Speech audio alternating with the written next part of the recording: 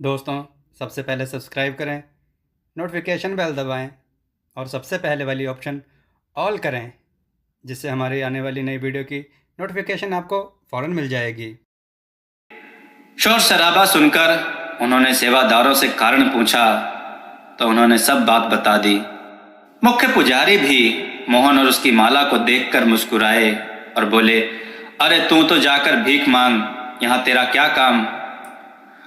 उन्होंने सेवादारों से कहा, इसको यहाँ से हटाओ, आने जाने वालों को बहुत परेशानी हो रही है। सेवादारों ने उसको वहां से चले जाने को कहा। हताश होकर मोहन ने मन ही मन ठाकुर जी का स्मरण किया और कहा कि हे ठाकुर जी, मैं कैसे आपके दर्शन को आऊं, आप ही दया कीजिए।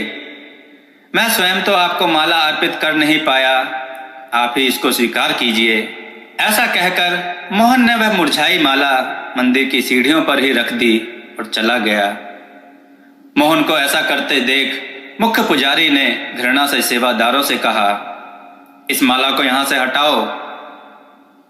सेवादारों ने मुख्य पुजारी के सामने ही माला उठाकर पास ही झाड़ियों में डाल दी।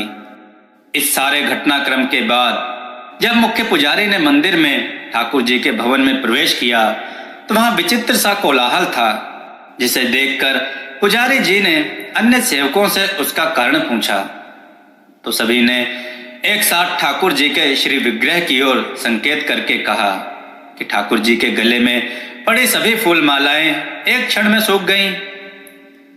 मुख्य पुजारी ने ठाकुर जी की ओर देखा तो यह सत्य था। ठाकुर जी के गले में पड़ी सभी फूल मालाएं ऐसे प्रतीत हो रही थी मानो कई दिन पुरानी सूखी फूलों की हों। सभी लोग बोले कि यह सभी मालाएं कुछ क्षण पूर्व एकदम ताजी थीं और अपनी सुगंध फैला रही थीं, किंतु ना जाने क्या हुआ, अचानक ही सब सूख गईं। मुख्य पुजारी को बहुत ही आश्चर्य हुआ। उन्होंने सेवादारों से नई मालाएं लाने को कहा। तुरंत ही नई और ताजी मालाएं आ गईं। पुजारी जी ने जैसे ही वह मालाएं ठाकुर जी के गले में पहनाई, तुरंत ही वह मालाएं भी पहले की तरह ही सूख गई। अब सब लोग बहुत ही चिंतित हुए। सभी के मन में एक ही विचार था कि कहीं ना कहीं किसी से कोई बड़ा अपराध हुआ है, जिस कारण यह सब हो रहा है। सभी लोग विचार विमर्श कर ही रहे थे कि तभी मुख्य पुजारी की दृष्टि ठाकुर जी के चरणों में पड़ी। एक मुरझाई हुई माला पर पड़ी थी। वह माला मुरझाई हुई अवश्य थी, किंतु सूखी हुई नहीं थी। उसमें से भीनी भीनी सुगंध भी आ रही थी। उस माला को देखते ही मुख्य पुजारी के मुख से अचानक ही निकला, अरे यह क्या, यह यहाँ कैसे। उन्होंने देखा वह वही माला थी जो मोहन मंदिर की सीढ़ियों पर छोड़कर गया था। मुख्य पुजारी तुरंत ही मंदिर से बाहर की ओर भागे। अन्य लोग भी उनके पीछे पीछे गए, किंतु किसी को समझ नहीं आया कि पुजारी जी अचानक बाहर क्यों भागे। सीढ़ियों के पास पहुंचकर पुजारी जी ने सेवादारों से कहा, जरा उस माला को देखो जो मोहन यहाँ डालकर गया था। सेवादारों ने झाड़ियों में उस माला को बहुत तलाश किया, किंतु वह वहां नहीं मिली। अब मुख्य पुजारी जी को समझ आ गया कि उनसे बड़ा अपराध हो गया है। उन्होंने सारी बातें अन्य लोगों को बताई और कहा, कैसे भी हो मोहन को ढूंढ कर लाओ। बहुत ढूंढने के बाद आखिर एक स्थान पर मोहन बैठा मिला। वह ठाकुर जी के ध्यान में मग्न भजन में मस्त था। अब उसने देखा कि उसके चारों ओर बहुत से लोग एकत्रित हैं, तो उसने पूछा, क्यों भाई, क्या बात हो गई है, मुझसे कोई अपराध हुआ है क्या। सेवादारों ने कहा, शीघ्र चलो, मुख्य पुजारी ने तुमको बुलाया है। मोहन ने सोचा कि निश्चय ही उससे कोई अपराध हुआ है।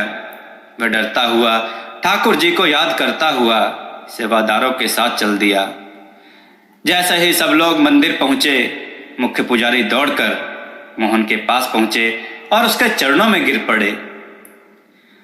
मोहन अचानक हुई इस घटना से अचकचाकर पीछे हट गया। उसकी समझ में नहीं आया कि यह क्या हो रहा है।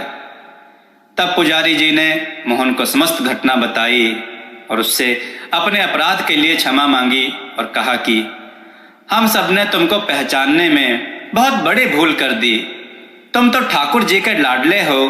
ठाकुर जी रुष्ट हो गए हैं, अब तुम ही उनको मनाओ। यह सब सुनकर मोहन को बहुत संकोच हुआ।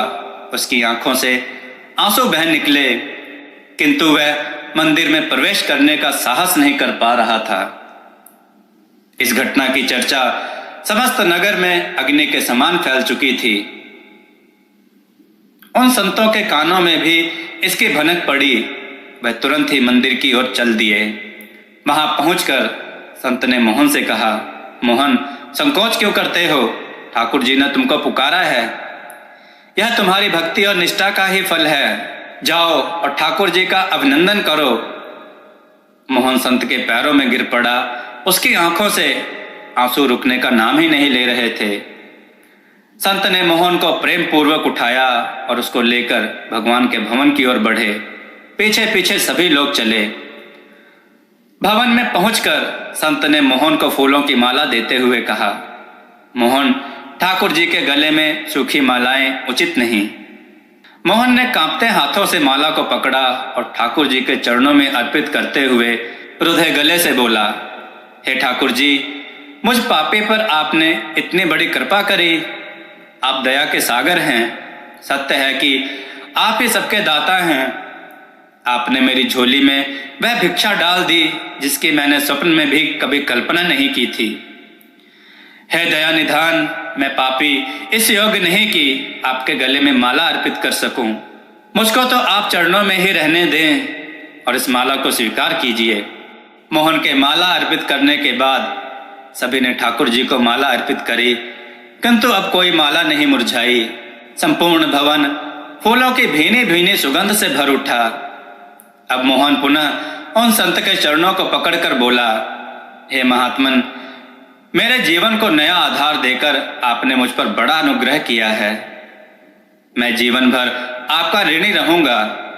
अब यह जीवन आपका है। मुझको भी अपने साथ ले लीजिए। आपकी सेवा करूंगा और ठाकुर जी का भजन, बस अब यही मेरा जीवन है। संत ने प्रेम से मोहन को उठाया और उसको अपने गले लगाकर बोले, मोहन, तुम ठाकुर जी के सच्चे भक्त हो। मैं तुमको इनकार नहीं कर सकता। मोहन संत के साथ रहने लगा। मंदिर में ठाकुर जी की सेवा का कार्य भी मोहन को सौंप दिया गया। अब उसको भिक्षा मांगने की आवश्यकता ही नहीं रही थी। ठाकुर जी ने उसको इतना दिया कि वह दूसरे भूखों का पेट भरने लगा। मोहन अब संत मोहन बन चुका था। प्रेम से बोलिए श्री बांके बिहारी लाल की जय। दोस्तों, आपको यह कथा कैसी लगी? अपने विचार और सुझाव कमेंट में जरूर दें। हमारी कथाओं को लाइक करें, हमारे चैनल को सब्सक्राइब करना ना भूलें। हमारी कथाओं को शेयर जरूर करें, जिससे लोगों को उत्तम से उत्तम ज्ञान प्राप्त हो। जय श्री राम भक्तों।